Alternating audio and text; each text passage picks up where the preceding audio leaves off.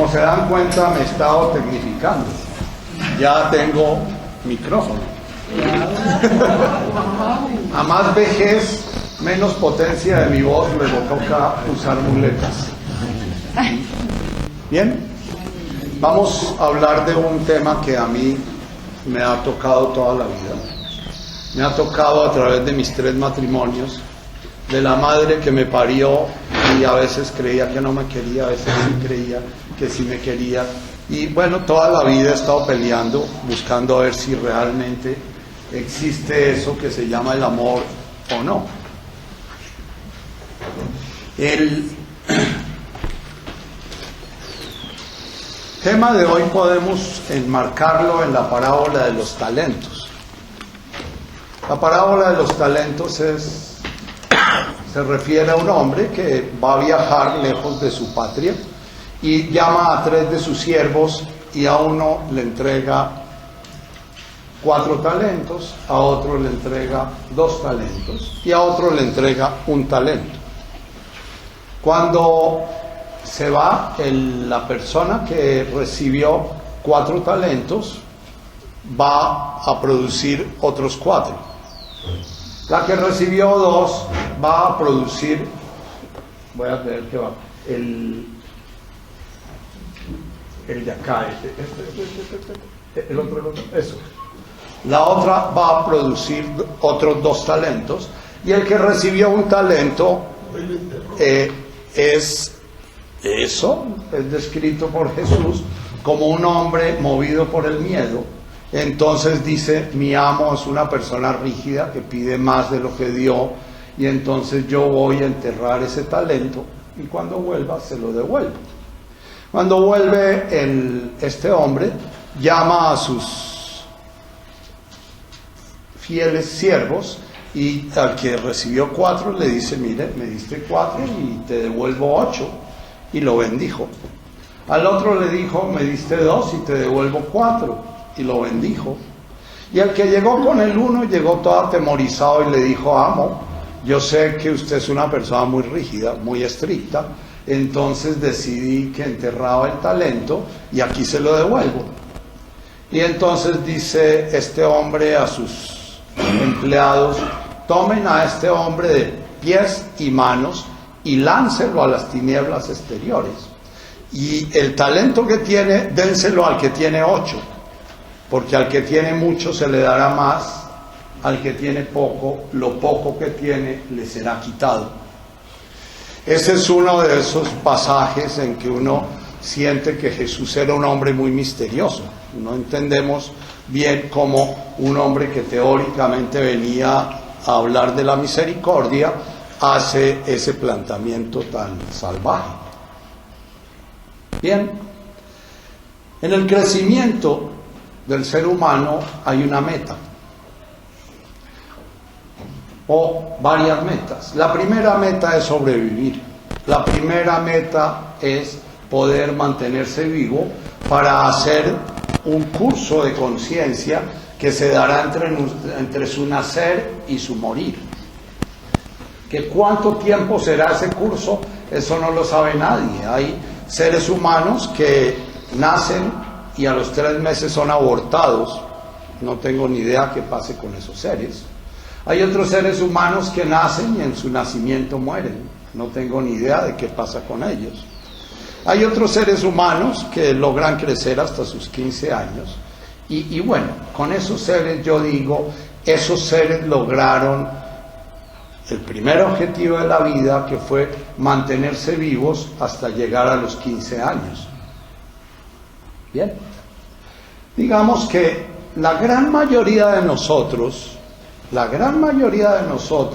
somos esos seres humanos, que nos morimos de 100 años, pero con 15 años, porque nunca pasamos de los 15 años.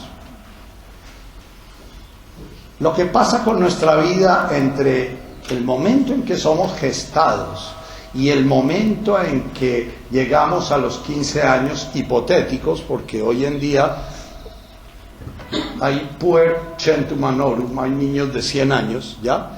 Cuando llegamos a los 15 años, eso se puede definir como sencillamente una gran boca y una gran panza que recibe del universo vida, la va digiriendo y la va volviendo propia.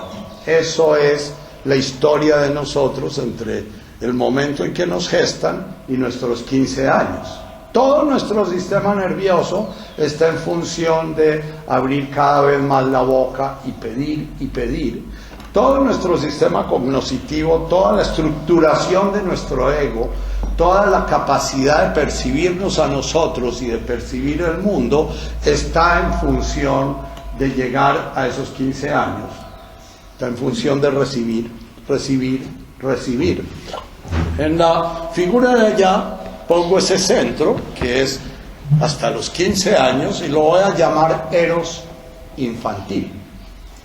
Digamos que pongo Eros infantil, y Eros infantil es como un pleonasmo, porque siempre el Eros es infantil.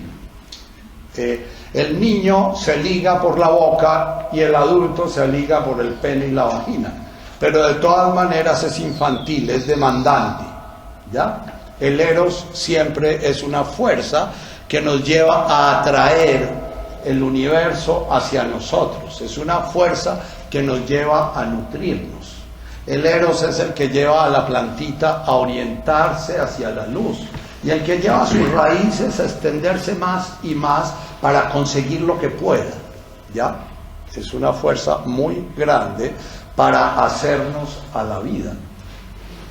Ese Eros infantil, sobra decir, es demandante, quejumbroso, berrea todo el tiempo, siempre siente que no le están dando lo que le deben dar, nunca es suficiente lo que le den, siempre va a leer el mundo como una gran teta que cuando se va volviendo amargado comienza a sentir que es una teta de leche cortada y que no le da la leche que quiere, pero siempre va a ver el mundo como un espacio que le debe dar nutrición, le debe dar reconocimiento, le debe dar valoración, le debe dar dinero, le debe dar comodidad, le debe dar afecto, etc. Un niño sano es un niño demandante. Un niño sano es un niño que sabe pedir lo que necesita. Lo que en el trabajo que les envío por escrito, que ya fue colgado en la página, en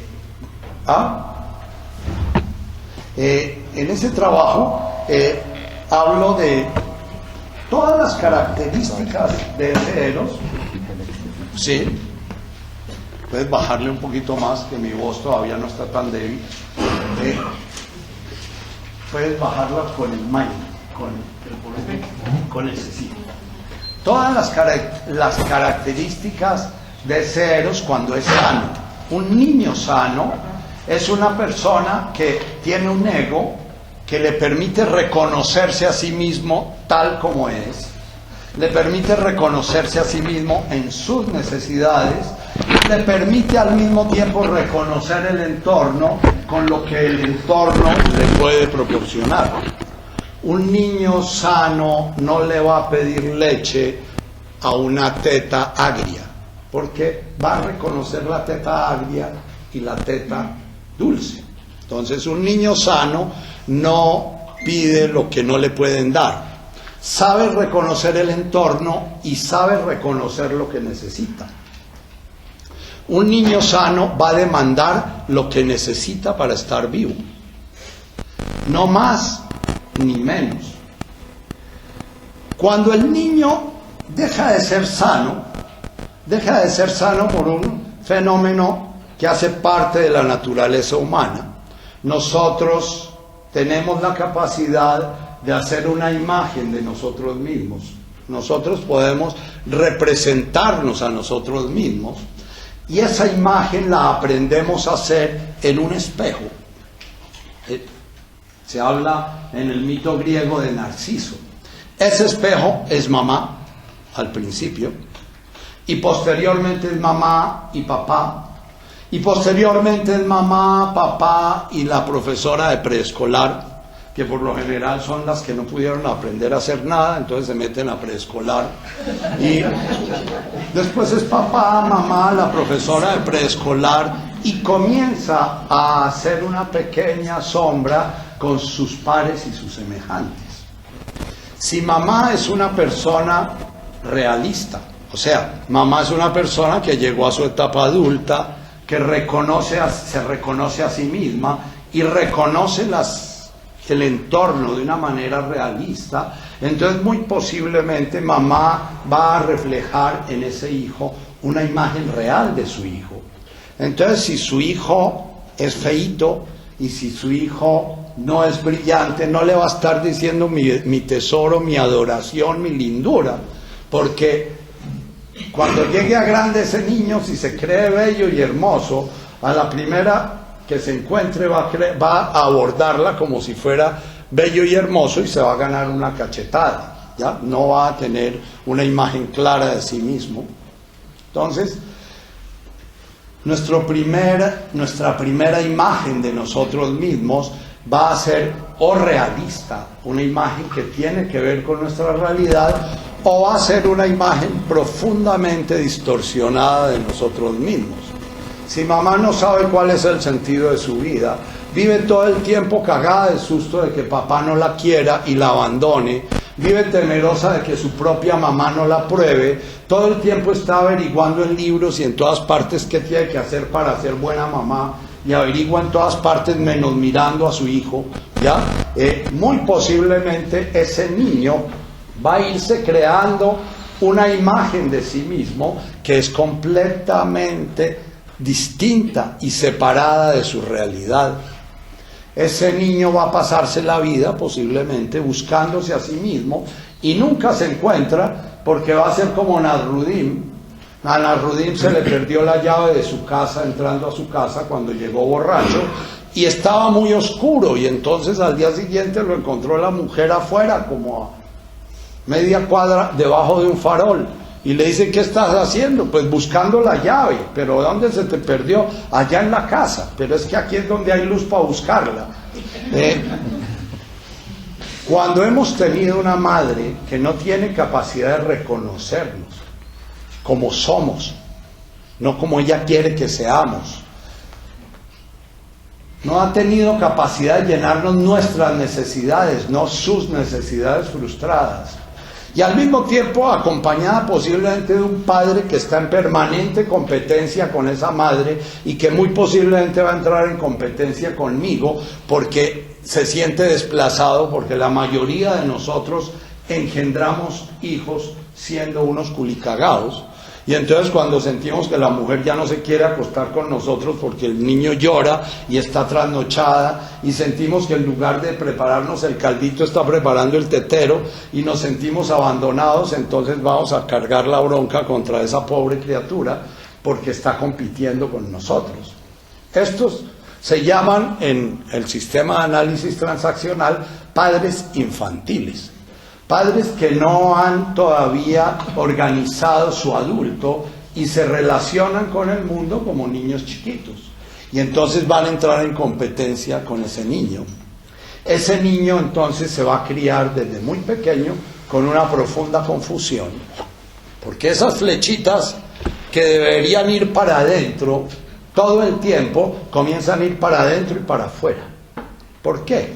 Porque ese niño necesita por sobre todo mantener el vínculo con su madre, y si siente que su madre es una culicagada, que se va a desbaratar, que se va a llenar de angustia o que lo va a agredir porque no está llenando sus expectativas, entonces el niño, en lugar de organizar su sistema perceptivo, su sistema de sentirse a sí mismo, su capacidad de saber qué necesita en función de él, va a comenzar a organizar su sistema perceptivo en función de mamá.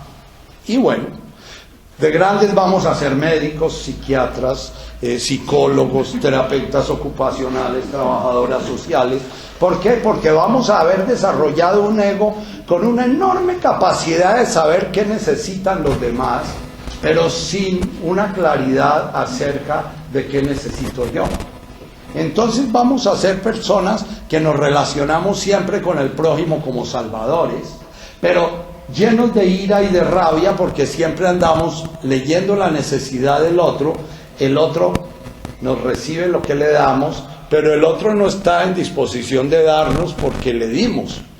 Como somos unos niños chiquitos, esperamos que mamá adivine lo que nosotros necesitamos. Entonces, si soy cortejado, entonces adivino que esa mujer tiene una enorme necesidad sexual de mí. Entonces voy y me acuesto con ella y al día siguiente ella se desaparece de mi vida porque soy muy mal polvo. Quedo todo resentido porque ¿por qué se fue? Si yo de generoso me acosté con ella, ella debía quedar en deuda conmigo toda la vida. No entiendo por qué me traicionan, por qué el mundo es así de cruel, ¿no? ¿Ya? ¿Entienden eso? Es un niño que cuando crece nunca puede llegar a la etapa adulta, que es una etapa en que yo sé lo que necesito y al mismo tiempo sé qué me puede dar el prójimo. Entonces, pasar a la segunda etapa ese lo llamo amor infantil. La segunda etapa va a ser la etapa del amor adulto. La regla en el mundo adulto es doy, ut, des, para que me des. Esa es la regla del mundo de los animales, del mundo de los seres humanos. La vaca come el pastico y caga para devolverle al pasto su nitrógeno. Y entonces cuando la vaca come el pastico y los campesinos sacan la vaca por la noche, el potrero se va muriendo porque la vaca caga en otro lado. No devuelve al entorno lo que recibió. La regla del mundo adulto y del mundo animal y del mundo biológico es que cuando yo recibo algo, doy algo. Cuando recibo lo que necesito, doy algo. Esa regla se rompe cuando somos padres. Porque el padre da al hijo para que le devuelvan. No, el padre da al hijo porque está siendo padre o madre. Entonces al eros infantil debe corresponder un eros adulto que ha nacido ya a otra instancia, que es el amor. Teóricamente la Iglesia Católica dice que a la familia la une el amor. A la familia no la une ningún amor. La familia es un ente político de gente que se pelea entre ella como puede para sobrevivir. Y bueno, y cuando se muere el viejo que ha hecho una cantidad de cosas y no ha soltado su plata porque él dice que trabaja para sus hijos, pero no suelta la plata ni en el cajón, entonces los hijos se agarran entre ellos para coger cada uno lo que puede. Doy para que me des es la regla de un adulto sano. Yo te doy tal cosa y bueno, ¿y qué esperas de mí, no? Entonces voy por ahí por el mundo y encuentro una cachifa por ahí que me bota los perros y entonces bueno, ¿qué esperas de mí? Ah, no, yo no espero nada, yo te quiero por encima de todo, yo lo que quiero es, ¿ya? Y a la vuelta de 1 año o 2 años, pero ¿por qué me estás engañando? Tú no te sabes comprometer, es que no tienes capacidad de compromiso, ¿ya? Bueno, cuando firmé un papel, cuando cumplí yo mis 24 años, no había salido nunca a una discoteca con una niña, porque yo era un seminarista casto y puro. Y un día una niñita chiquita, recuerdo mucho, se llamaba Piedra, no sé por qué diablos, se fijó en mí y me dijo que por qué no íbamos a bailar por la noche, ¿no? Era la primera vez que una mujer en la vida me decía que si íbamos a bailar en la noche, ¿no? Entonces llegué a la casa y le dije a mamá, esta no, voy a discoteca. Ah, no, porque su papá se fue para la finca, su Mercedita está con no sé qué, Totoyita con sí sé cuánto, Juanito ya no sé qué, y bueno, me echó la lista de todos mis hermanos. Sobra decir que como yo era el bobo de la casa, siempre acompañaba a mamá, entonces ese día no la iba a acompañar. Dije, mamá, de todas maneras, se tiene que quedar sola. Mamá era una mujer muy angustiada, no podía estar sola. Entonces le dije, mamá, yo me voy de todas maneras. Y ella dice, pero Nachito, todas las noches que pasé al lado de su cama, cuando usted se estaba muriendo de asma, ¿no? Y yo le dije, mamá, ¿firmé algún pagaré? Muéstreme a ver algún documento en que usted me haya dicho lo acompañe y yo y usted me paga después. No, yo no tengo ningún pagaré, así es de que... ¿Qué vaina? Salió estafada porque no supo hacer bien las vainas, ¿no? ¿Ya? Bien, desde entonces hasta su muerte fui el hijo ingrato. Bien, un adulto infantil no puede tener una relación adulta con otro adulto porque siempre está actuando como niño. Primero, espera que le den más de lo que él da. Y segundo, siempre cree que está dando más de lo que le están dando a él. Tiene una manera de ver el mundo en el cual, como mamá me debe dar todo, lo que me dé el otro es muy poquito siempre. Y lo que yo doy, como yo no le debo dar nada a mamá, entonces lo que yo doy siempre es mucho, ¿no? Doctor, yo me entregué completa, ¿no? ¿Y con qué me pagan, no? No te entregaste completa, tanto que estás reclamando. Si te hubieras entregado completa no estarías reclamando nada, ¿no? Ya estarías con tu cuenta en ceros y no habría deudas, ¿no? Entonces, amor adulto es la capacidad que tiene un ser humano de entrar en relación con otro, conociendo qué me puede proporcionar el otro, qué me puede dar el otro y qué le puedo dar yo al otro. ¿Bien? Si hemos crecido y tenemos una imagen real de nosotros mismos, vamos a ofrecer lo que podemos ofrecer, nunca lo que no podemos ofrecer, y vamos a pedir lo que el otro nos puede dar, no vamos a pedir lo que el otro no nos puede dar. Cuando nuestras relaciones adultas son infantiles, entonces vamos a estar todo el tiempo reclamando, todo el tiempo juzgando, criticando, o sea, todo el tiempo vamos a estar haciendo lo que hace el niño chiquito, pero al mismo tiempo vamos a estar dando sin que nos pidan. Una madre sobreprotectora siempre da el consejo, da el saco, da la comida al hijo cuando el hijo no la necesita, pero no tiene capacidad de saber cuando el hijo sí la necesita. Por eso toda madre sobreprotectora es abandonadora.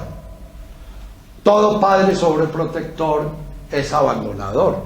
¿Entienden eso? Eso parece loco, pero si mamá me quería tanto y mamá, ¿por qué dice que me abandonó? Por eso precisamente, porque siempre le estuvo resolviendo los problemas que usted no tenía, pero no tenía capacidad de resolverle lo que usted sí tenía. Bien, el padre en nuestra cultura tiende a ser más abandonador, no sobreprotector.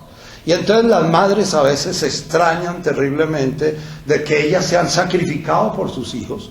Y el chino cumple 18 años y está de íntimo del hijo de mi chica papá, que ni siquiera veía por él, ni venía a la casa y llegaba a las 3 de la mañana y a ella no la mira ni por el rabo del ojo y le insulta y la maltrata y al papá lo respeta profundamente, ¿no? La relación con el padre fue más sana. Fue más sana, ¿por qué? Porque el padre al menos no estaba dando una doble vía confusa. El padre no daba cuando no le estaban pidiendo. El padre de alguna manera respetaba la mismidad del hijo, manteniéndose aparte. Eso es lo que yo digo, que es mucho mejor ser abandonador que ser sobreprotector abandonador. Bien.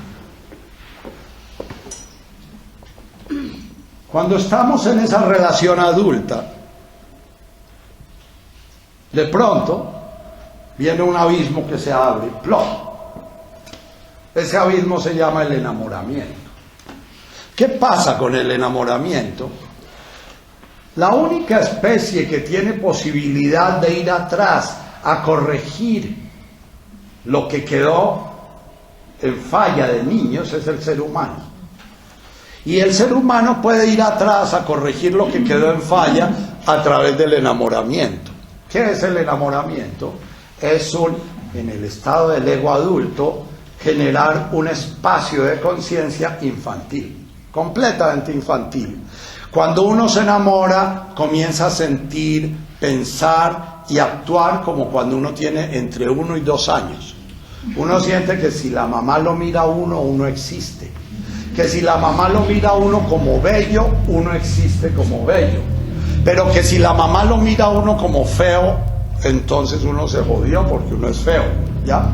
Y que si la mamá mira a otro, está abandonándolo a uno, y entonces en ese espacio del enamoramiento vamos a revivir los huecos, las cicatrices, las heridas que vivimos en nuestros 9 meses de embarazo y en nuestros 2 primeros años de vida.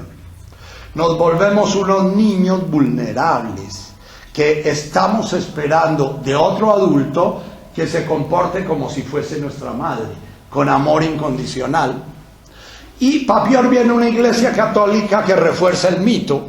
Dice que es que el marido y la mujer ser como Cristo con la iglesia, y entonces y comparan, y entregados a tu marido y marido ser de tu mujer en la triste lado. Y entonces echan toda una historia de que esas dos personas van a vivir así, con eso que están teniendo en ese momento, para toda la vida. Y bien, eso es como condenarlo a uno a vivir toda la vida como el bebé de 2 años. Aterrado de que mamá mire para otro lado, aterrado de que mamá de golpe le guste otro hombre, aterrado de que mamá de pronto tenga otros intereses distintos, todo el tiempo aterrado, ¿ya? Eso lo llamamos celos. Los celos son tan patológicos que acaban con cualquier relación de pareja. Muchas relaciones de pareja se mantienen en los celos, manteniendo dinámicas infantiles. Esas parejas todas celosas, ustedes se darán cuenta que se hablan como niños chiquitos, se ponen apodos de niños chiquitos, se llaman mi cuchicuti, mi ochito, mi leoncito, y entre ellos tienen un lenguaje. Mamita y papito. Sí, mamá. Yo tengo un paciente que llama a su mujer mamá de frente, yo lo miro, ¿no? Y ella le responde mi huevoncito, es como...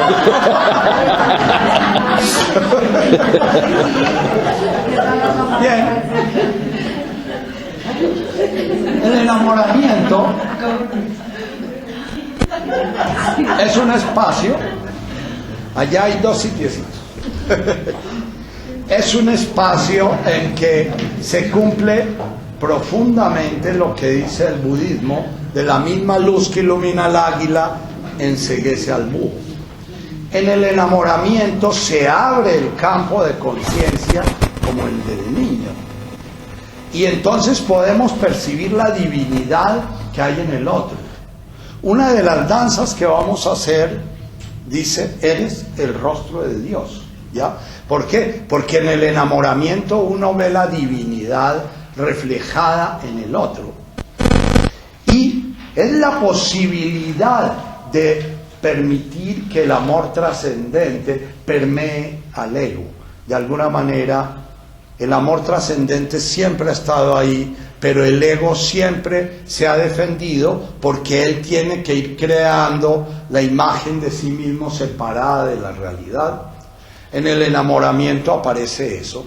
Pero si uno llega al enamoramiento con un núcleo infantil muy marcado y muy poca capacidad adulta, en el enamoramiento uno se regresa a ser un niño y renuncia a lo poquito que podía tener de adulto, ¿ya?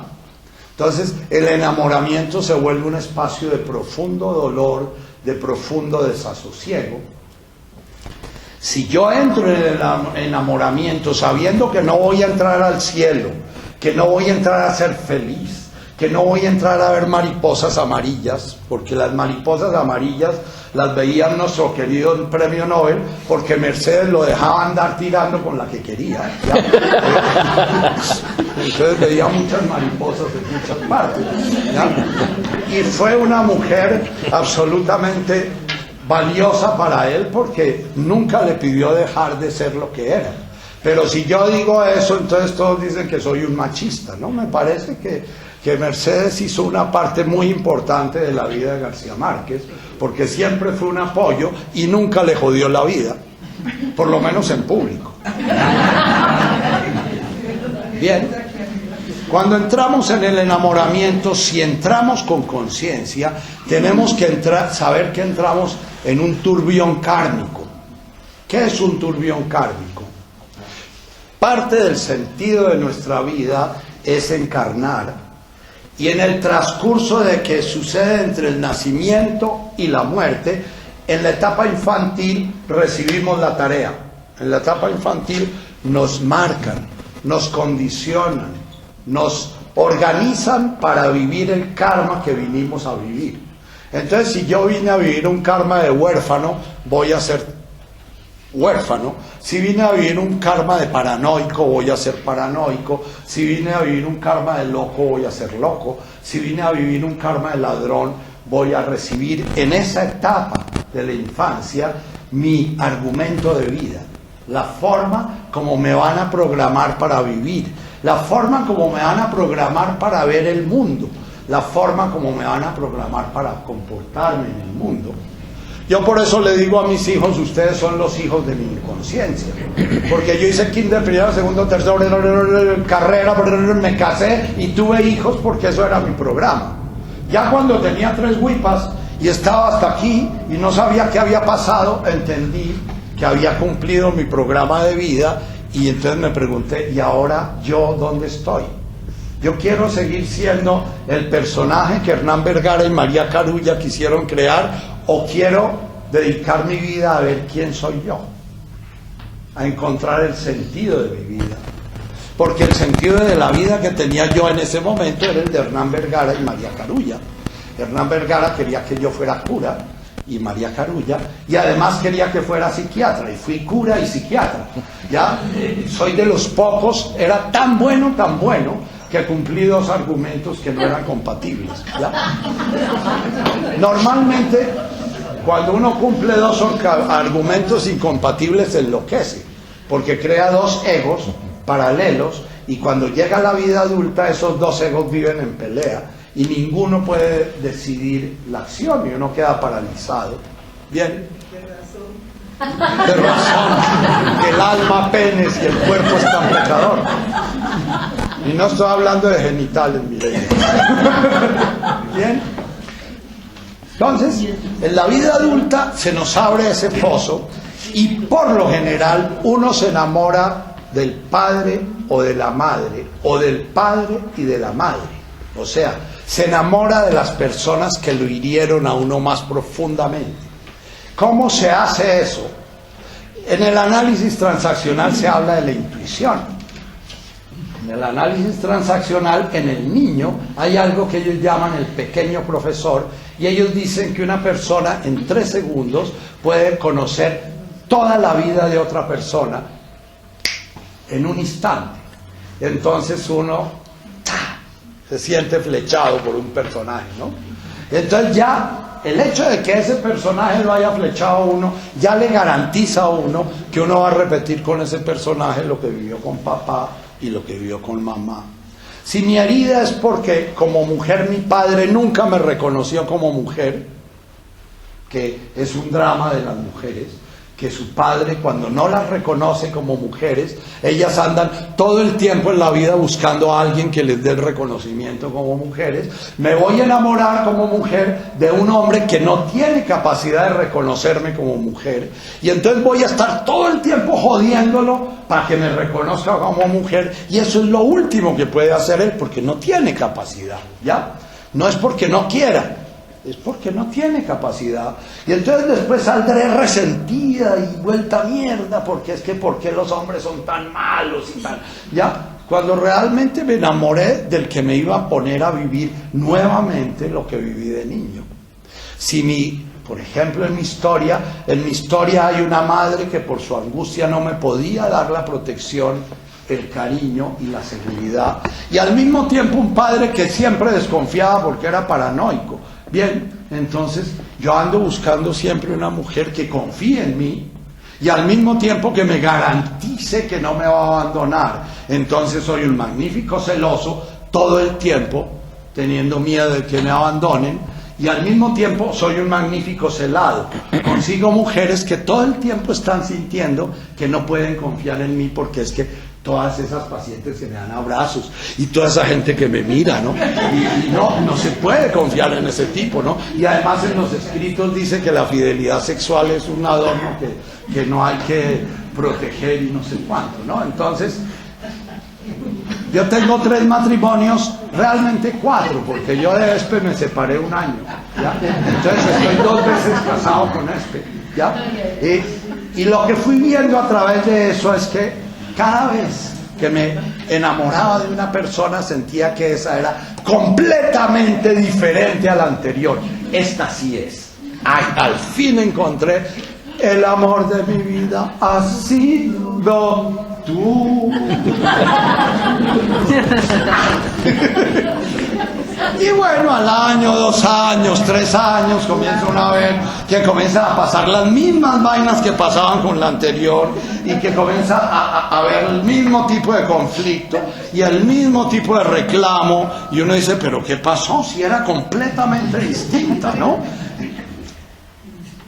Es la razón de ser del matrimonio. El matrimonio nos es dado.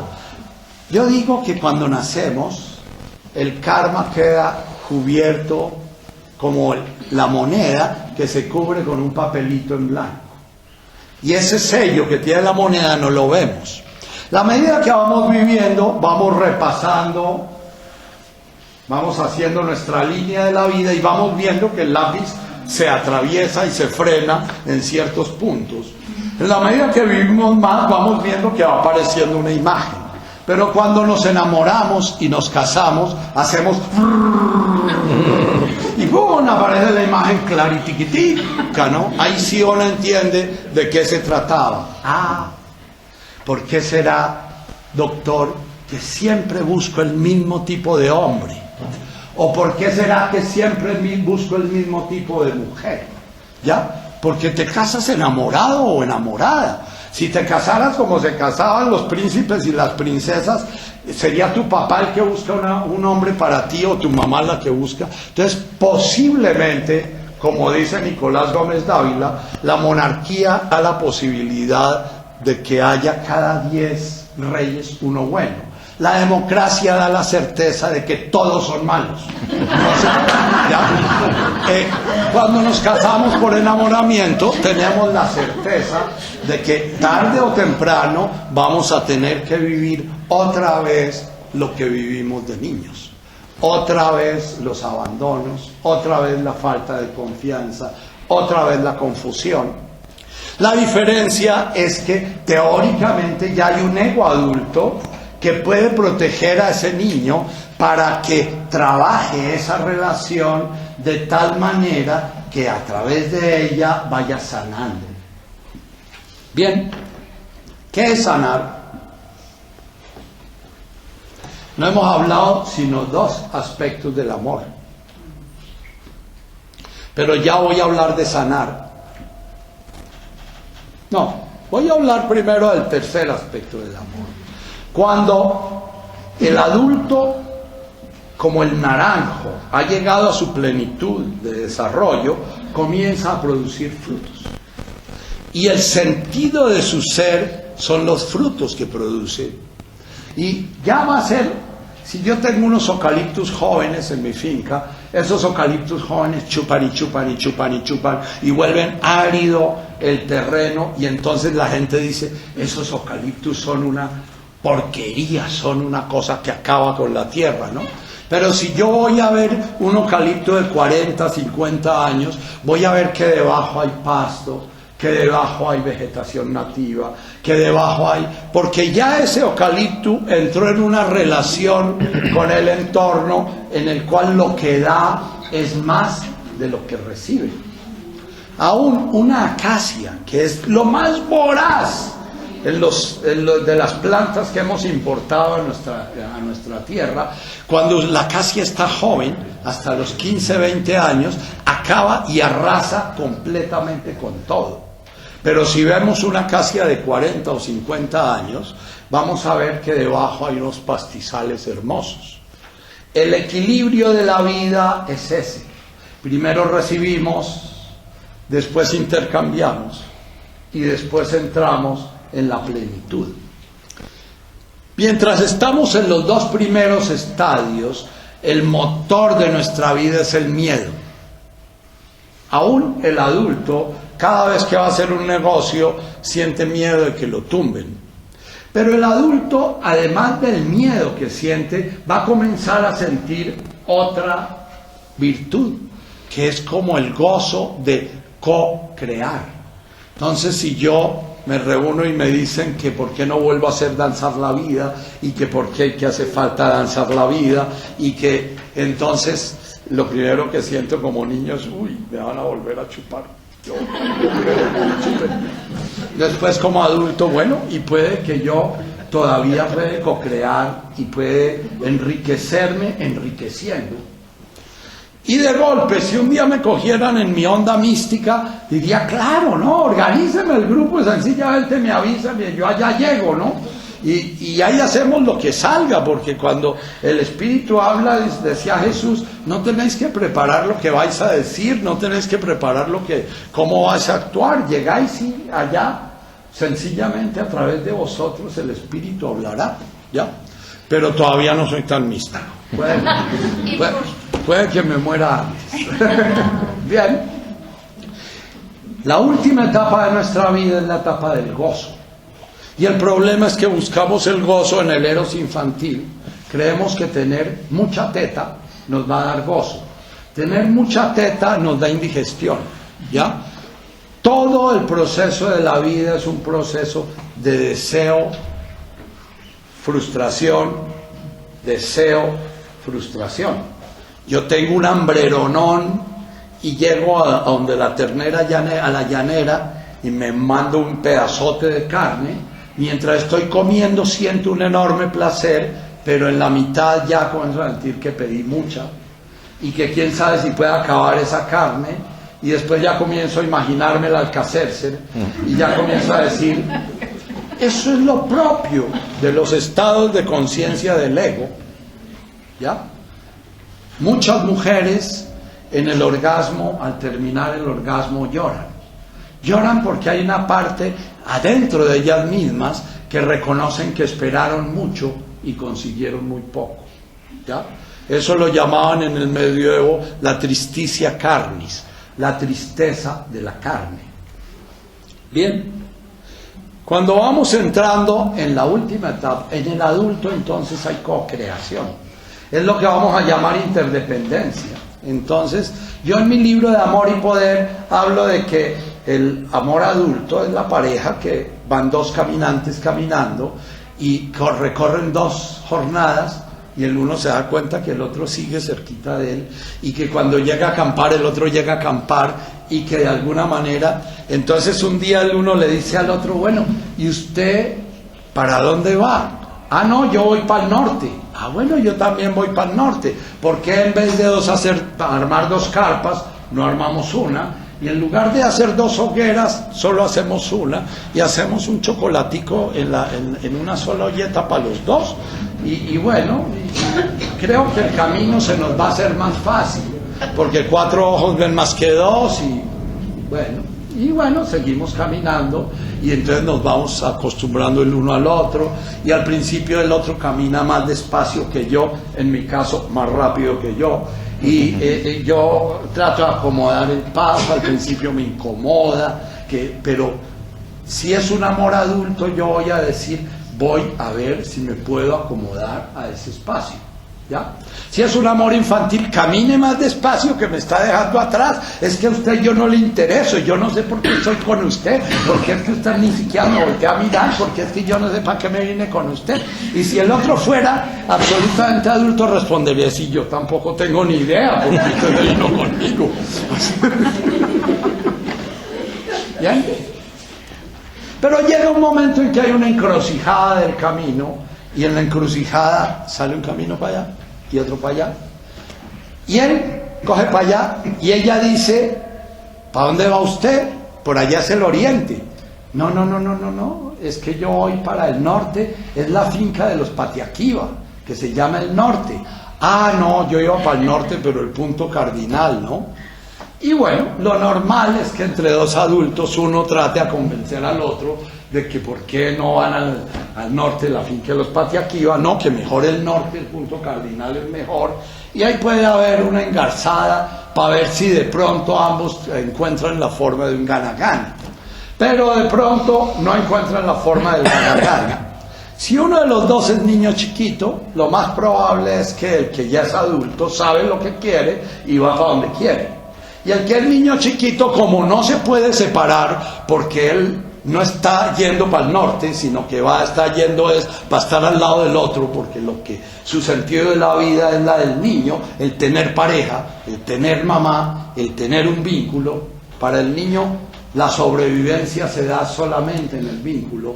Para el adulto la sobrevivencia se da en la interdependencia. Entonces el que es niño arranca detrás del otro y a los 40 años después va a decir, como decía dolorosamente María Carulla, creo que erré mi camino. Y ya tenía 70 años y ya llevaba 30 años tomando mutabón para salir de la depresión.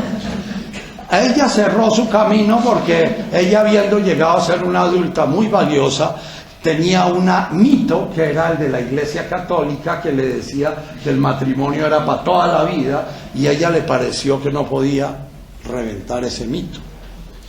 Parte de lo que hace el adulto es cuestionar todos los mitos de la infancia, porque a través de los mitos es como nos programaron.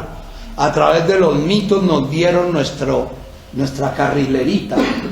A través de los mitos estamos viviendo el karma. Si no nos atrevemos a enfrentar y cuestionar nuestros mitos, nunca vamos a poder hacer la misión de nuestra vida, que es nacer con una carga kármica así y morir con una carga kármica así. ¿Ya? Si yo nací celoso por las condiciones que viví en mi sistema familiar y en el momento de morir he descubierto que me he tomado muy en serio desamarrarme de los celos, desvincularme de los celos, desprogramarme, descondicionarme de los celos, en el momento de mi muerte puedo decir, bueno, mi vida valió la pena, recorrí un trecho de liberación. Pero si nací celoso y a los 80 años soy un viejito verde impotente, pero que está todo el tiempo mirando a la mujer a ver con quién anduvo y si anduvo y si no anduvo y qué hizo, que los tengo yo en mi consulta, ¿no? Que son unos viejitos aterrados de que los abandonen, como si fueran niños chiquitos, y todo el tiempo se imaginan que las viejitas casados con unas cuchitas que son unas uvas pasas, y ellos se imaginan que hay alguien que desea a esa viejita, ¿no? Delirantes completamente, ¿no? Entonces, me muero y no he hecho un carajo, me muero y lo que hice fue aumentar mi carga kármica. ¿Entienden eso?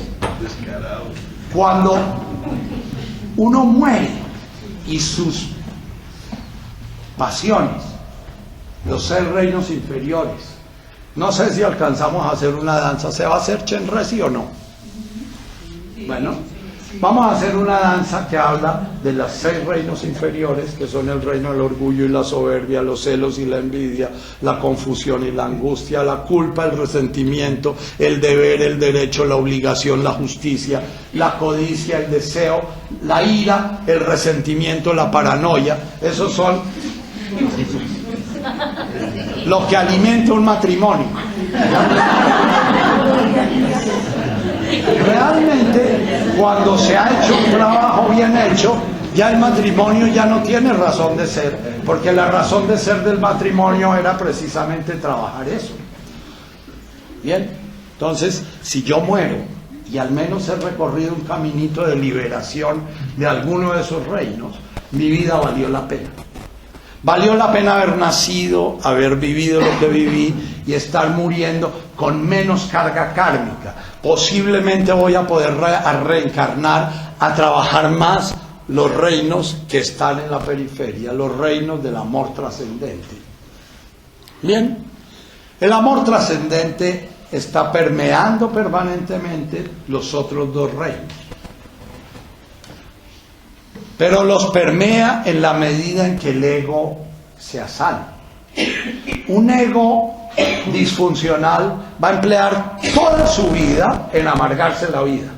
Esa es la función del ego disfuncional, estarse defendiendo de lo que no se debe defender, estar buscando lo que no le sirve buscar, estar juzgando lo que no tiene que juzgar, estar tratando de cambiar lo que no tiene que cambiar. Eso es un ego disfuncional.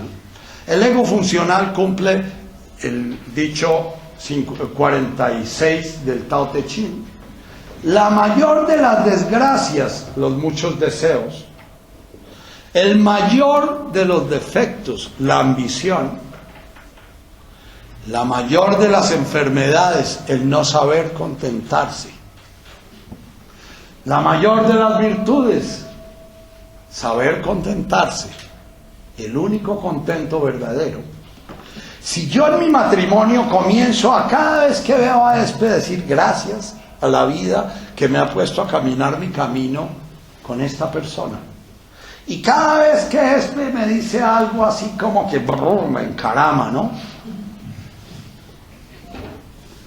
Y si hacemos la danza así, no, es que tú no oyes cómo es la danza, y yo quedo así.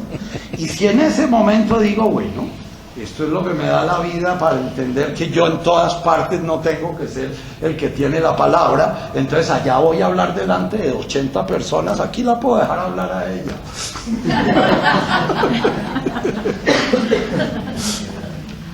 Si yo puedo comenzar a volver suave, volver flexible, lo que es rígido en mi interior, estoy haciendo un trabajo kármico y poco a poco el reino de afuera va comenzando a permear los reinos de adentro y los va comenzando a jalar hacia afuera.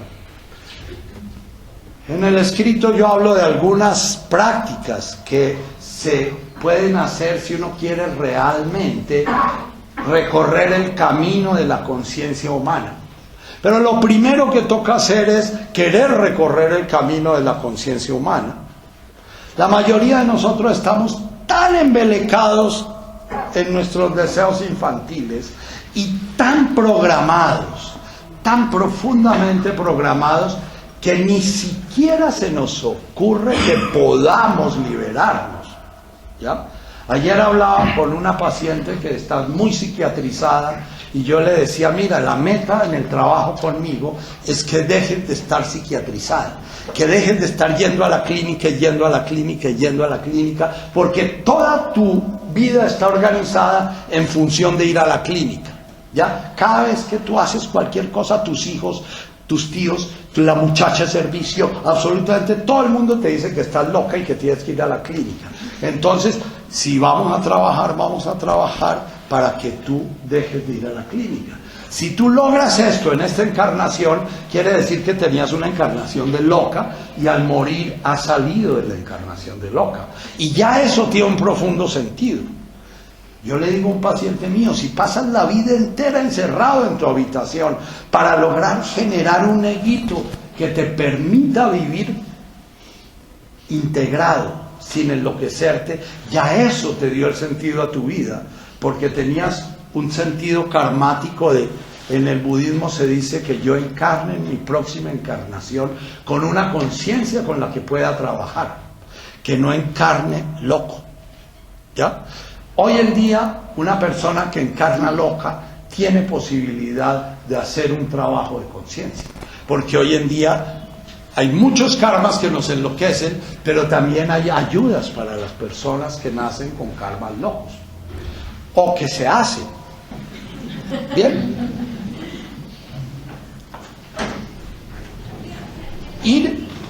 El matrimonio debe, si realmente está funcionando, ir generando un desenamoramiento. Si a mí me dice una pareja que llevan 20 años de casados y que siguen igual de enamorados y que tiran como el primer día del matrimonio, y que yo digo, este par de chinos chiquitos, y me acuerdo mucho de una pareja que era la del profesor de cirugía del Hospital San José, el profesor emérito Negret, que el viejo tenía 80 años y la vieja se iba al hospital y mientras él duraba 8 horas en la sala quirúrgica, ella estaba ahí en la puerta. porque no podían andar un segundo sin estar juntos. Sobra decir que se odiaban, porque es que uno se anda todo el día como un siamés pegado a otra persona, siente que es un prisionero de la otra persona, ¿no? Dice Khalil Gibran: comed del mismo pan, mas no de la misma holgaza, beber del mismo vino, mas no de la misma copa, y ser como columnas que están en los extremos para poder sostener el techo, porque si estáis juntas se cae el techo. Entonces, el matrimonio debe evolucionar para poderse abrir al amor. Si el matrimonio no evoluciona y se queda infantil, no puede abrirse al amor. El matrimonio es una institución política en la cual dos adultos intuyen que otro puede satisfacer necesidades mías y que yo puedo satisfacer necesidades de otro. Cuando tengo un ego muy adulto, aunque me enamore, no voy a comer carreta. Si tengo un ego medio infantilito, me enamoro y quedo hecho un culicagado chiquito y se me olvida todo, y vuelvo a creer otra vez que mamá volvió a aparecer en el universo y que ahí está la persona destinada en mi universo para satisfacer todas mis necesidades. Un matrimonio adulto va reconociendo: no puedo satisfacer tus necesidades, ni tú puedes satisfacer las mías. Yo no puedo hacer tu camino, no puedo cambiar ni un centímetro de tu estatura, decía Jesús. Un matrimonio infantil está basado en: si tú fueras lo que debiera ser, yo podría ser lo que debiera ser, pero como tú no eres lo que debes ser, yo no puedo ser lo que debo ser. Por lo tanto, mi deber es tratar de que tú llegues a ser lo que debes ser para yo poder llegar a ser lo que debo ser. Y entonces todos los diálogos son: es que tú, y es que tú, pero es que si tú, pero es que tú. Y llegan al consultorio y es que él, no, a mí me importa un culo él. ¿Tú qué? No, pero es que él, doctor, no, pero es que no es él el que está aquí. ¿Tú qué? ¿Dónde estás tú? No, pero es que él, no, pero no. No podemos hacer consultas si tú no vienes aquí al consultorio a hablar conmigo. Si me lo traes a él, ¿no? Y hay otros tontolongos, llega el marido: aquí vengo porque me mandó mi mujer, ¿no? A esos les digo: mire, ahórrese su plata y yo me ahorro mi tiempo y váyase, y cuando crezca, o le recomiendo un psicólogo pediatra para que...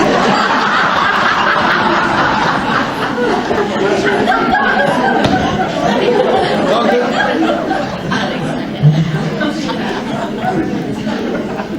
¿cómo se puede trabajar? Y en el trabajito que pasa escrito, mi hijo me decía: yo te he criticado todo el tiempo porque escribes muy largo, pero siento que en este trabajo escribiste la mitad de lo que debías escribir, ¿ya? ¿Cómo puedo trabajar un matrimonio, por ejemplo? ¿O cómo puedo trabajar un jefe? ¿O cómo puedo trabajar un compañero de trabajo para trabajar mis núcleos infantiles? Primero, cuando yo estoy en el espacio amoroso, mi cuerpo está relajado, mi cuerpo está armónico, porque en el espacio amoroso soy, como me decía un personaje al que quiero muchísimo, que es un hombre que estuvo muy cerca del abismo y ha hecho un salto de conciencia que a mí me conmueve profundamente. Me decía: es que descubrí que yo soy como un gran embudo a través del cual pasa el universo, y yo soy la boquita de ese embudo, y entonces el universo pasa y va tomando mi forma, la forma que yo tengo, y entonces yo veo en lo que me rodea la proyección de lo que pasa a través del universo, que pasa a través mío y se manifiesta. Yo creo con el universo. Ese personaje es un personaje que con eso me está hablando de una conciencia amorosa. Cuando una persona dice yo te amo, no está amando un culo. Una persona que dice es que yo te amo está haciendo un reclamo, ¿ya? Una persona cuando está amando no se está dando cuenta que está amando. Una persona cuando está amando está, y está armónica, y está absolutamente presente, y está realizada, y está ahí. Cuando sale de ahí, puede decir, uy, yo en ese momento estaba viviendo una conciencia amorosa. Cuando los que trabajamos en los talleres de Richard tiene mucha habilidad para llevar a los grupos a la conciencia amorosa. Y cuando uno está metido en la conciencia amorosa, uno no dice, estoy en la conciencia amorosa. Uno se da cuenta es cuando sale de eso tan rico. Una vez subió Jesús al monte de... Uy, se me está olvidando. Se llamaba un monte, ¿no? Al orejo, ¿no? Iba con el San Pedro y el San Juan, ¿no? Y allá Jesús, como Buda, tenía la posibilidad de ser tan potente su presencia amorosa que hizo una epifanía. En la vida de Buda se habla de varias veces en que Buda se hacía tan presente que la persona que estaba ahí presente se transformaba y se iluminaba. O sea, entraba en la conciencia amorosa. Entonces se hizo tan presente el Jesús que los otros entraron en la conciencia amorosa, ¿no? Y Pedro y Juan, que eran unos chinos chiquitos y que pues eran unos campesinos analfabetas, entonces le dicen, ¿y por qué no armamos 3 tienditas y nos quedamos aquí? Que esto está tan rico, ¿no? Eso es lo que siente uno cuando entra en la conciencia amorosa, ¿no? Pero cuando uno dice, yo que te amo tanto y tú que me haces eso, ¿no? Eso no tiene nada de amor. Eso tiene que ver con los 2 primeros estadios. Ese es un reclamo adulto de lo que nos comprometimos nosotros, por ejemplo. Nos comprometimos en forma adulta a evitarnos dolores en nuestros niños chiquitos siendo fieles, por ejemplo, porque yo sé que si tú me eres infiel, por más de que yo quiera crecer, todavía me duele, ¿no? Y al mismo tiempo yo acepto que el dolor que puedes sentir tú si yo soy infiel no corresponde al placer que puedo tener con una aventura. Entonces comprometámonos como adultos. Pero la fidelidad no es una cosa que nace del amor. La fidelidad es un compromiso adulto.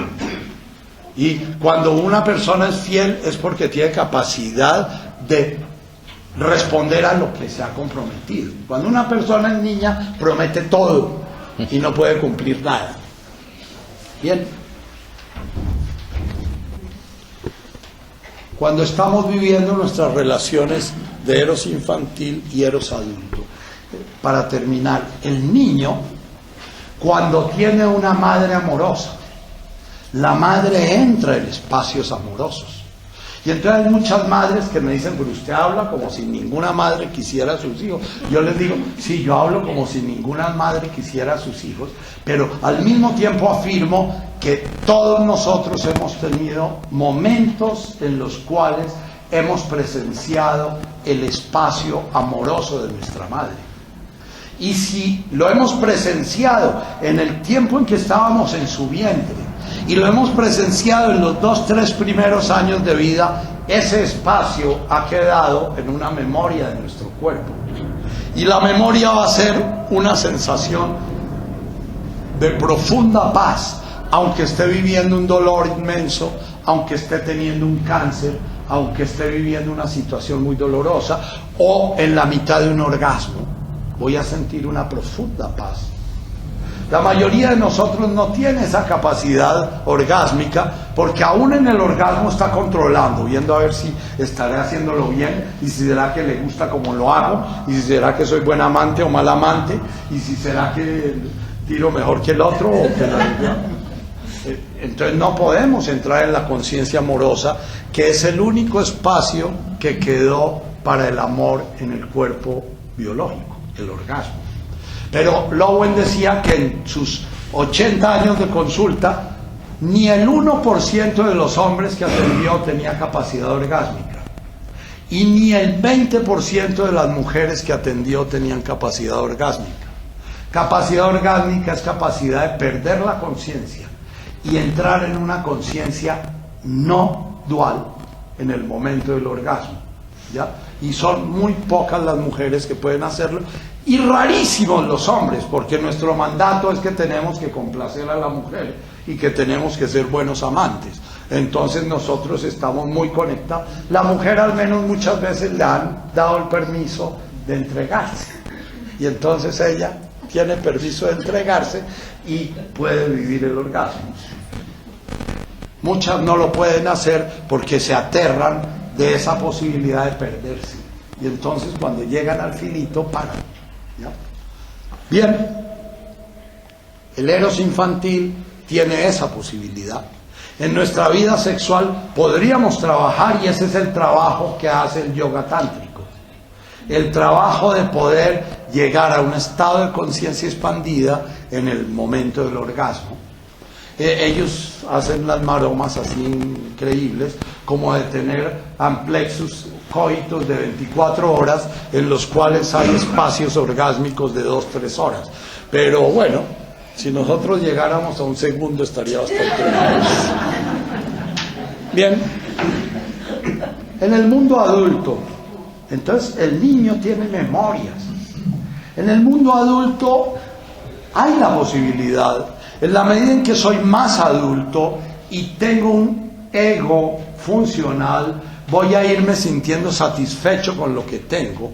Voy a poder, en mi libro de cuentas, decir, yo estoy recibiendo todo lo que necesito.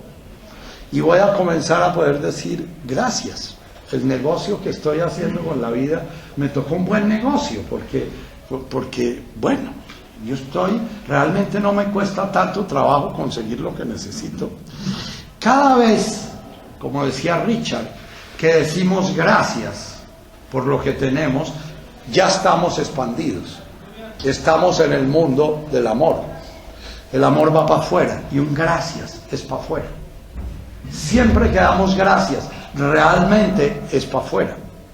Entonces, en el mundo adulto, en el taller que hicimos con Richard esta vez, él habló del gracias como una de las formas de conciencia para estar teniéndolas en cuenta permanentemente. Cada vez que yo me doy cuenta de que estoy celoso, darle gracias a mi conciencia que me permitió darme cuenta que estaba celoso.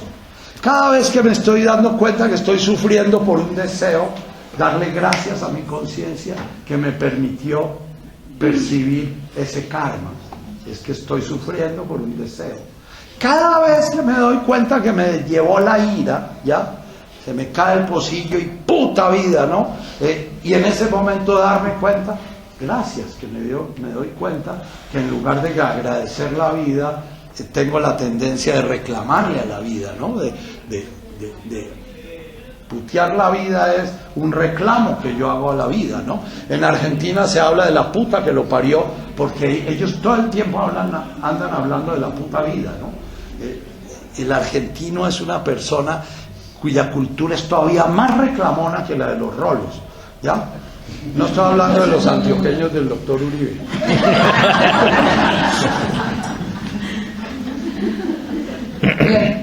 Entonces, en la pareja, si en la pareja lo primero que aprendemos es umata, ukata, uvash. Umata es dejar de actuar. En el momento en que la pareja me toca el nudo kármico, porque para eso se me dio la pareja, para tocarme los nudos kármicos.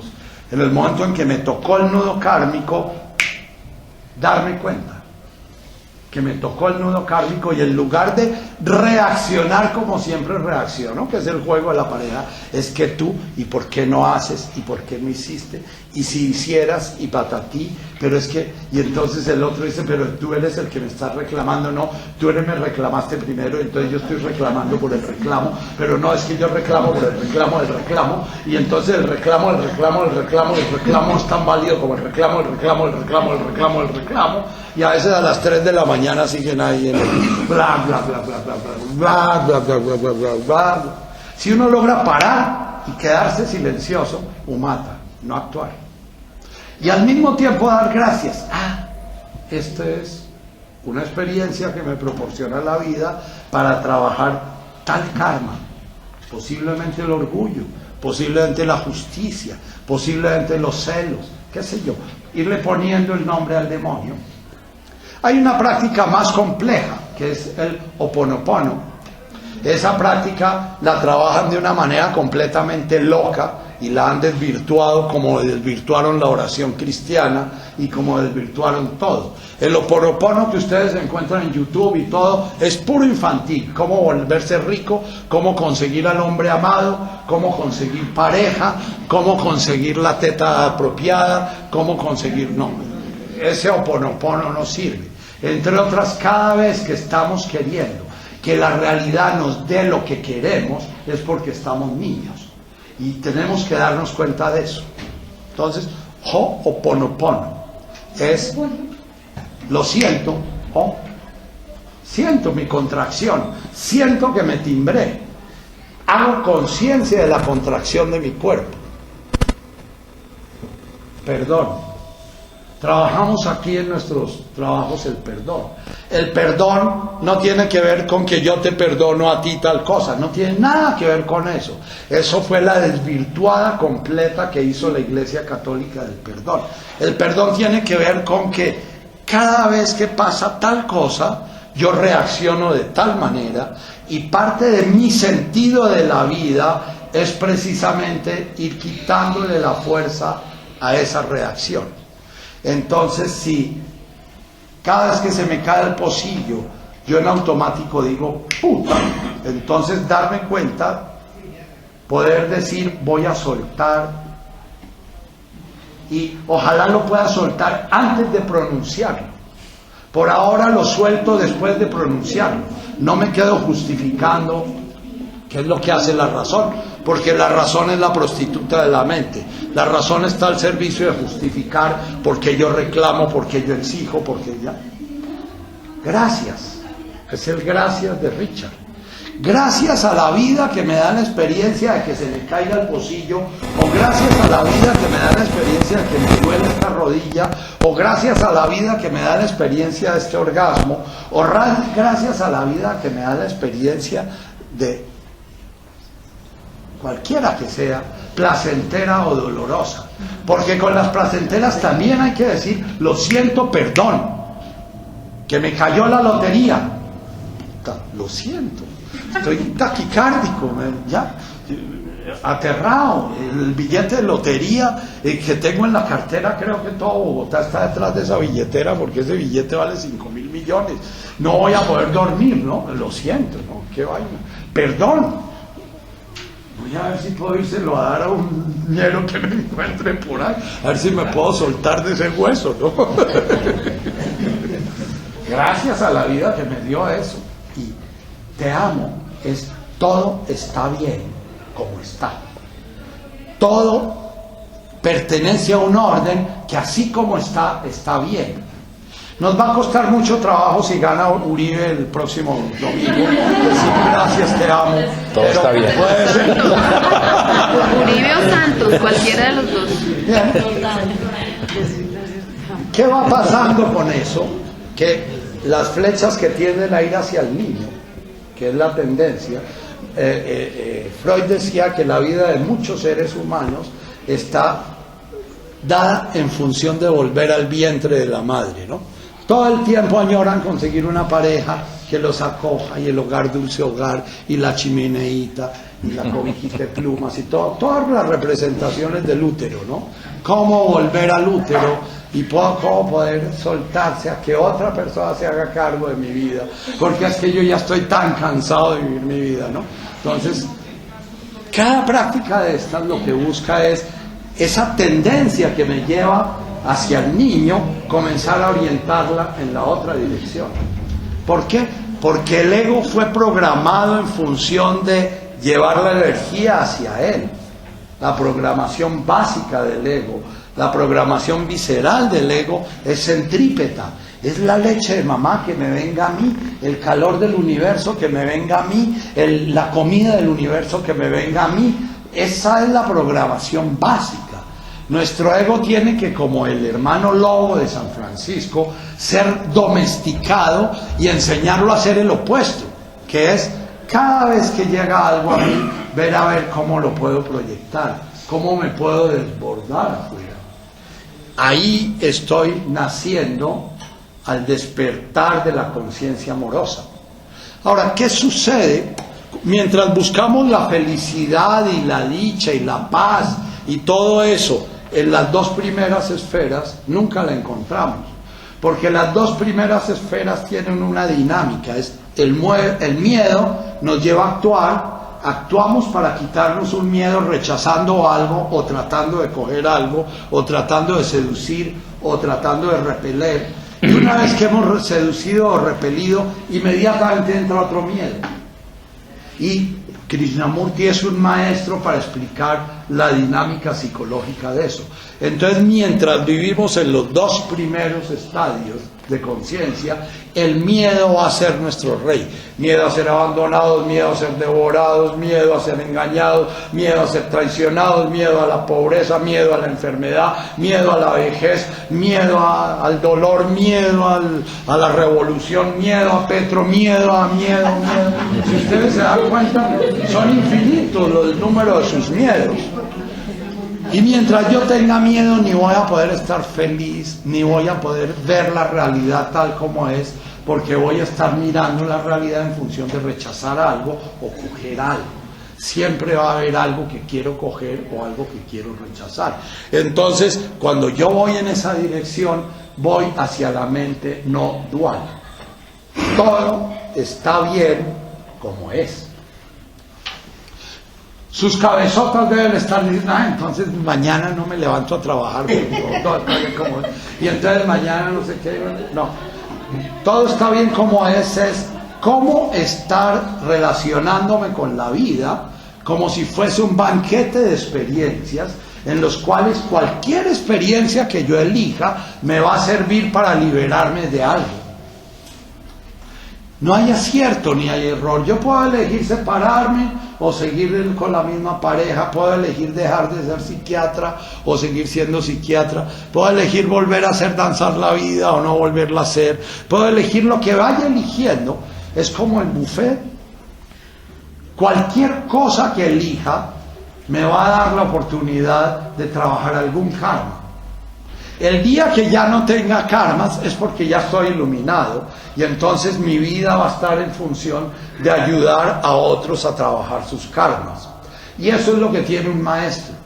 Un maestro tiene una visión muy clara de cuáles son los condicionamientos de las personas que están con él.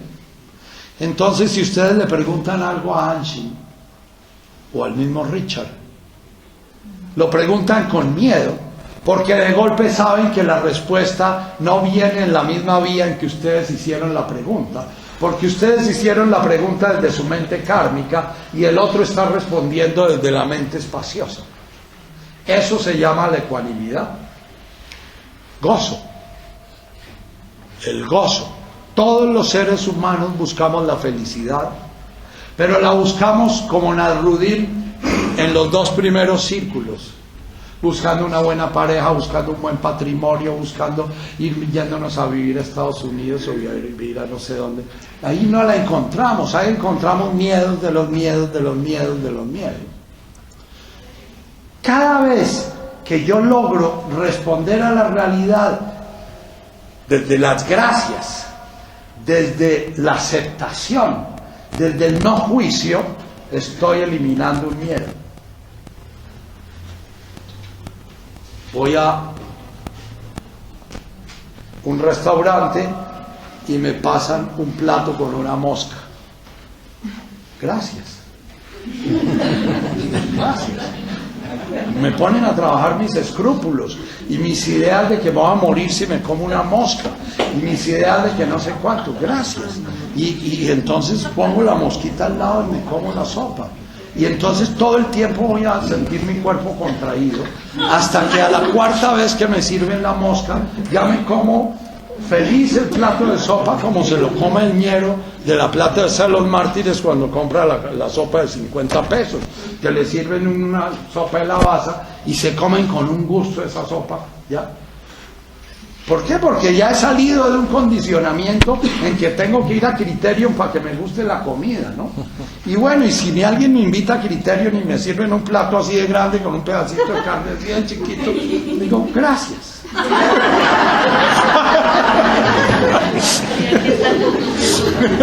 Pero porque estás invitado. Espero que el otro pague para poder decir gracias. Bien. Sí, con tal de que no le toque pagar a usted. Bien. El amor es una forma de conciencia. No hay una intención, no hay una búsqueda. Es un espacio en el cual yo siento como Juan y Pedro, ¿cómo estamos de bien aquí? Las personas que meditan tienen espacios de amor con frecuencia y por eso a veces se vuelven medio adictas a meditar. Sin embargo, la meditación no genera adicción. Entonces, si ustedes son adictos a meditar, no lo tengan como una adicción, porque esos espacios de paz, serenidad y gozo siempre están acompañados de dolor de rodilla, de dolor de tobillo, de dolor. Entonces, el ego está diciendo: a mí no me gusta esto no tiene sentido, yo no sé por qué estoy aquí perdiendo el tiempo a las 6 de la mañana si podría echar un motocito de media hora más. Ya, siempre el ego va a estar, el ego niño va a estar allá, y parte de lo que es la meditación es poder estar observando ese ego niño ahí brincando a través de pensamientos, sensaciones, emociones, y poderlo ver desde ¿dónde? Desde el espacio amoroso. Sí, eso es así como está pasando. Sí, me duele y quiero mover la pierna y me parece ridículo el tener que tener la espalda recta y bueno, pero sí.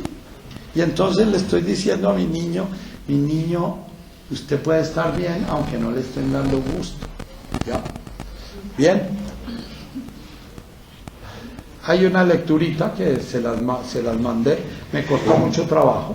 En esa lectura espero que encuentren más ejemplitos menos crueles de los que hemos dado aquí.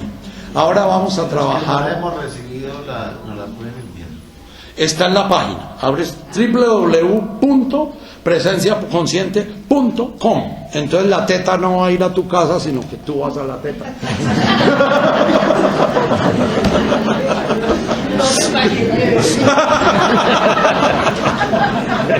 Llama a informar y salir una espinada.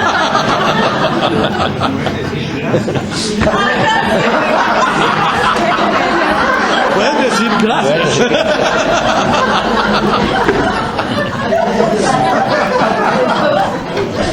Bien. Vamos a trabajar nuestro espacio de danzar la vida. Vamos a trabajar, yo les voy dando más o menos las indicaciones de las experiencias a las cuales nos exponemos. Fundamentalmente lo que hacemos con danzar la vida es lo mismo que un enamoramiento, es generar unos espacios de experiencia acelerada. Es una experiencia en que nuestro ego se pone a prueba en situaciones en las cuales no se siente muy confortable ni se siente muy seguro.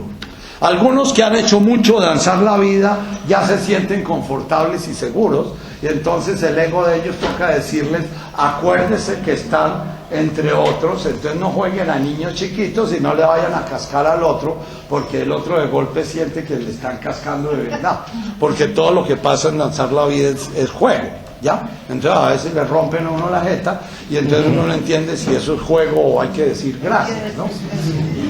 Entonces hay un segundo espacio que lo hemos conformado estas charlas así, que es de danzas sagradas.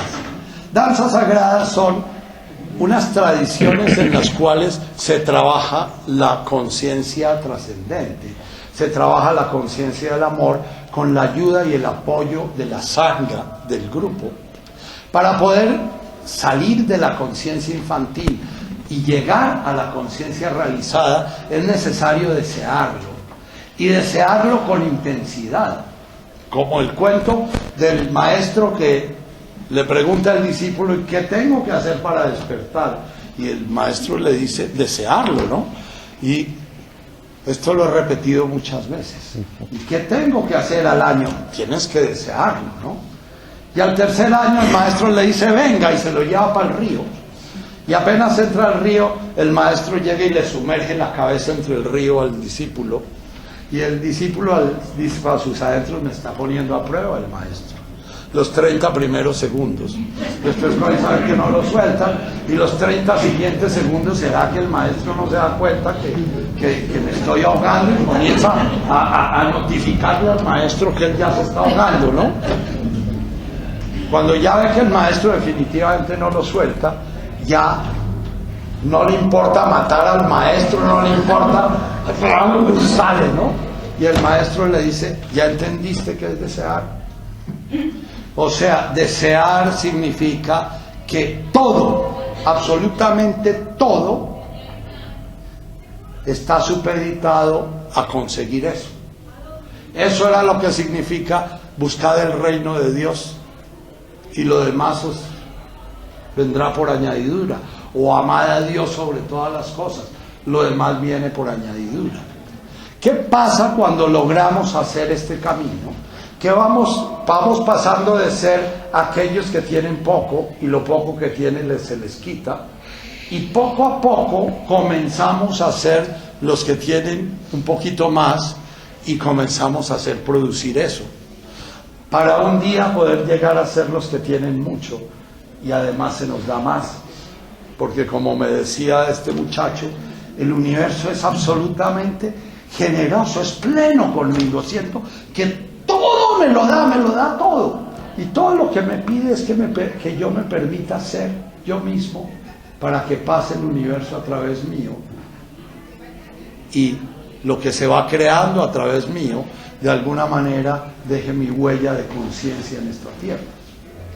¿Entienden esa imagen? Es una imagen mística, ¿ya? Entonces, desear con intensidad. Desear significa que se levanta uno a las 6 de la mañana a hacer su práctica, y desear significa que si 80 veces en un minuto tengo que decir gracias, 80 minutos en un minuto, y si pasaron 4 horas y estoy perdido en mi inconsciencia de niño chiquito culicagado, peleando con los otros niños el pedazo de pan, y me doy cuenta, decir gracias, que me di cuenta, y arranco una vez. Lo que tú eres comienza en este momento, decía Richard. ¿Cómo es que decía? Tú eres ¿Quién soy yo? quien soy yo, comienza en este momento. ¿Ya? Eso es. Quien soy yo es en este momento que se crea. Pero entonces quiero que se den cuenta que el amor está en todos nosotros. Todos nosotros fuimos concebidos y creados por el amor y en el amor. Sin embargo, el reto de la encarnación es ver si logramos despertar esa conciencia o si no logramos despertar. Si logramos despertar esa conciencia, nuestra muerte va a ser, como dice Osho, un orgasmo. El orgasmo de la vida, porque va a ser la realización plena.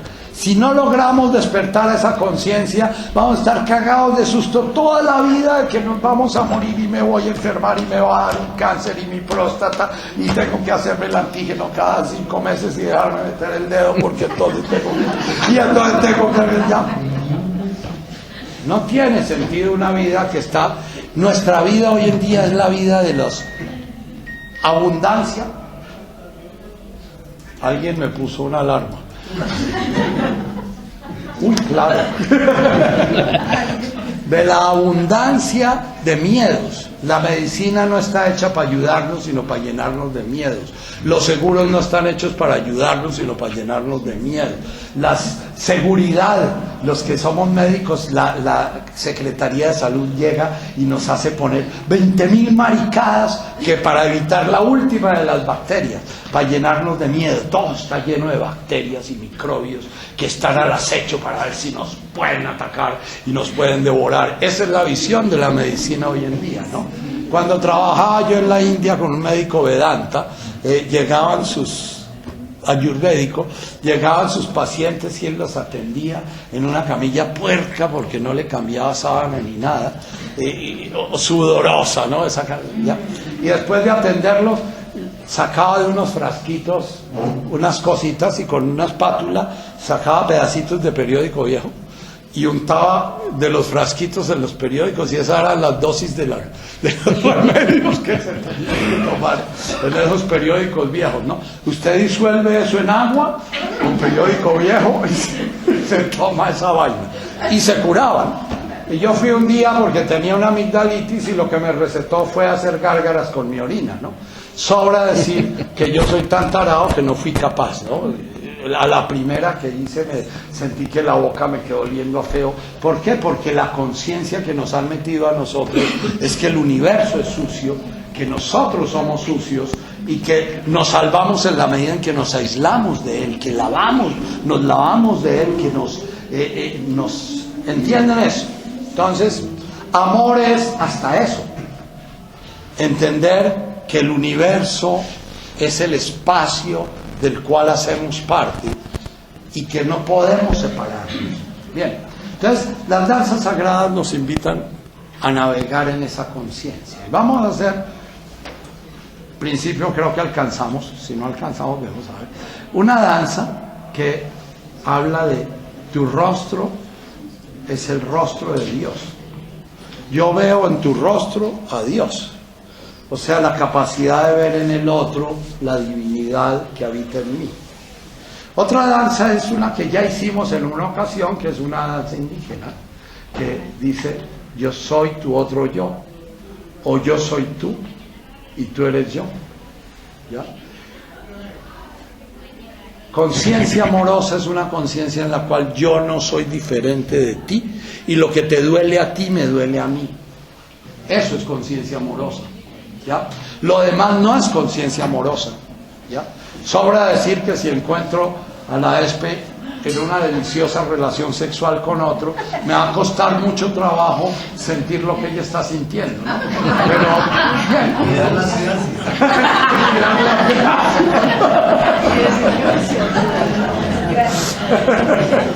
a los dos. A los dos. Bien. Es una danza en la cual los invito a que estén conscientes de que ustedes hacen parte del otro. La tercera dice, ¿dónde me buscas? Aquí estoy. Ya la hemos cantado, la volvemos a repetir porque son danzas que ustedes las pueden cargar en su conciencia. ¿Dónde me buscas? Aquí estoy. Aquí estoy. Cuando entran ustedes en la conciencia amorosa, no hay un amado que se pierde. Entran en la conciencia de olvido de lo criado, memoria del Criador, mirando al interior, estarse amando al amado, en la conciencia de que todo es lo mismo. ¿Ya? La cuarta, si la alcanzamos a hacer, dice Om Mani Padme Hum. Es la descripción de los 6 reinos inferiores: el orgullo, la soberbia, los celos y la envidia, el reino humano, el reino animal, el reino de los espíritus hambrientos y el reino infernal. La teoría kármica dice que cuando estamos en conciencias de los círculos interiores, somos prisioneros de un condicionamiento. Y ese condicionamiento se manifiesta en 86.000 neurosis. Y esas 86.000 neurosis se dividen en 6 reinos, porque Buda era matemático y todo lo hacía con números: 6, 6, 12, 86.000, etcétera, ¿no? Y son los 4 y las 6 y los 12, ¿no? Por último, terminamos con un canto, que el mismo canto tiene su significado. Les pido que entren en comunión con ese canto. Por ahora, entonces, esas sillitas que hay allá, a ver si abrimos la puerta y las podemos sacar.